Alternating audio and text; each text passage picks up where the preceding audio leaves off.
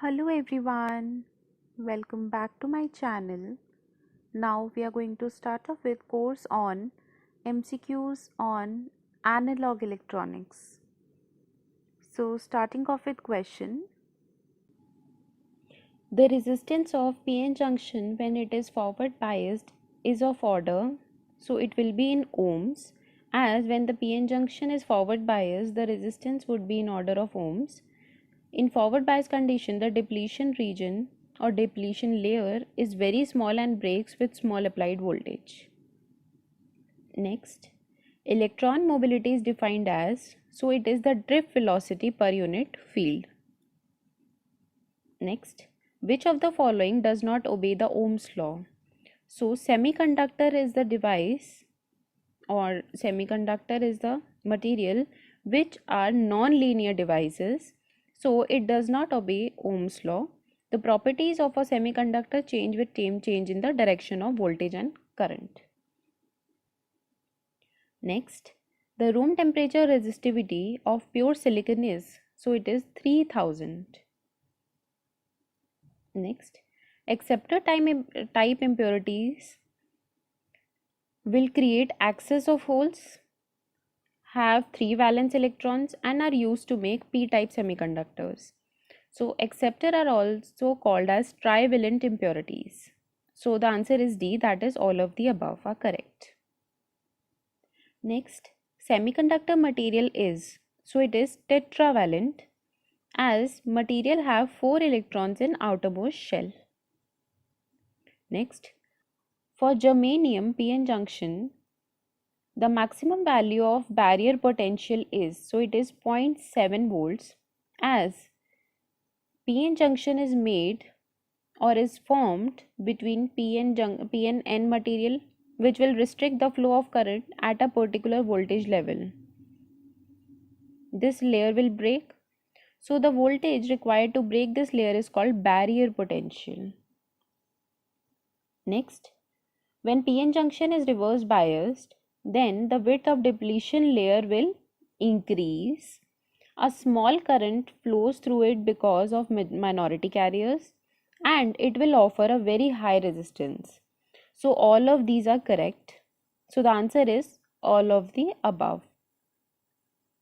So when junction is reverse bias, it will not conduct any current as it offers very high resistance.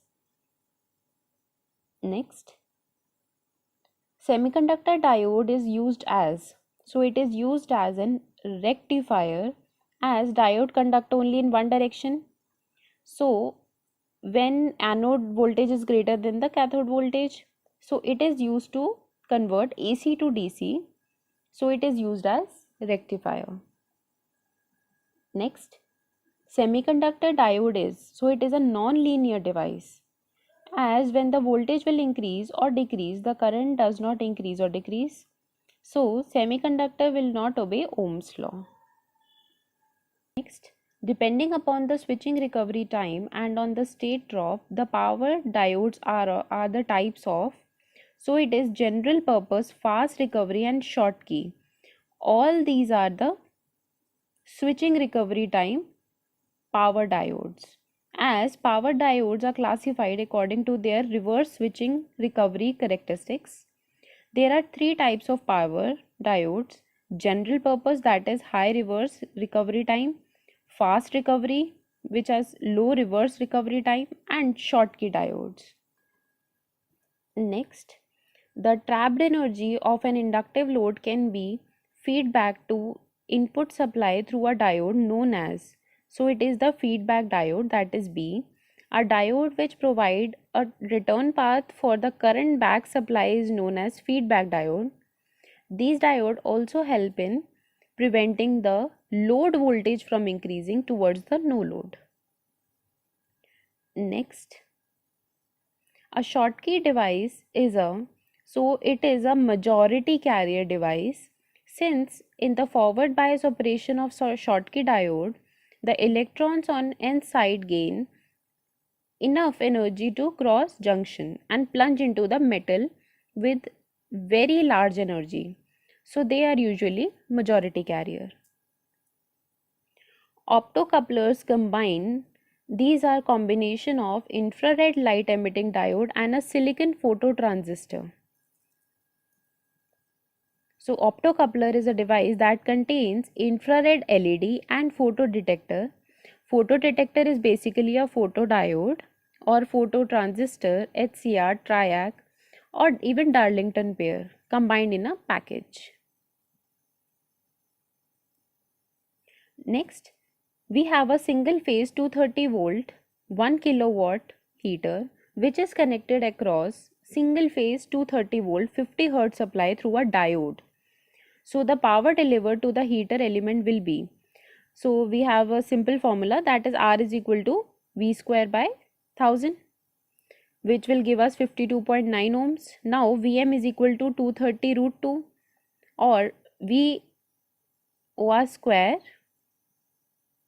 by R, so which will give us 500 watt. So answer is 500 watt. For a diode, the reverse recovery time is defined as the time between the instant diode current when it becomes zero and the instant reverse recovery current will decay to. So it will decay to 25% of reverse peak current.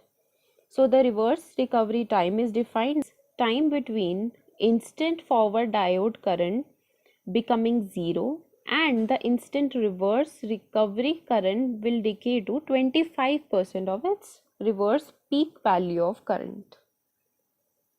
Next, reverse recovery current in a diode depends upon, so it will depend on forward field current, that is in a diode there is a storage charge which will depend on the forward current of the device. Next, the softness factor for the soft recovery and fast recovery diodes are respectively. So first we have to write for soft recovery, so it is 1, and for fast recovery diode is less than 1. So the ratio of interval from maximum recovery current to 25% of reverse peak current to time interval between zero crossing of diode to reach the reverse peak current is called softness factor of diode. A diode with softness factor equal to 1 is called soft recovery, whereas if it is less than 1 then it will be known as fast recovery. Peak inverse voltage can be termed as, so PIV is basically peak repetitive voltage. Peak inverse voltage is the maximum voltage that can be applied to PN junction without damage to junction. If the reverse voltage across the junction exceeds its peak value, the junction may get destroyed owing to excessive heat. Next, MOSFET requires only a small input current, that is B. As the MOSFET is a voltage control device and requires only small input current, the gate circuit impedance is extremely high, that is of order 10 to the power 9 ohms, which is extremely high. Okay, so if you like my videos, you can also subscribe to my channel, and if you have any doubt, you can always ask me in the comment section below. Thank you.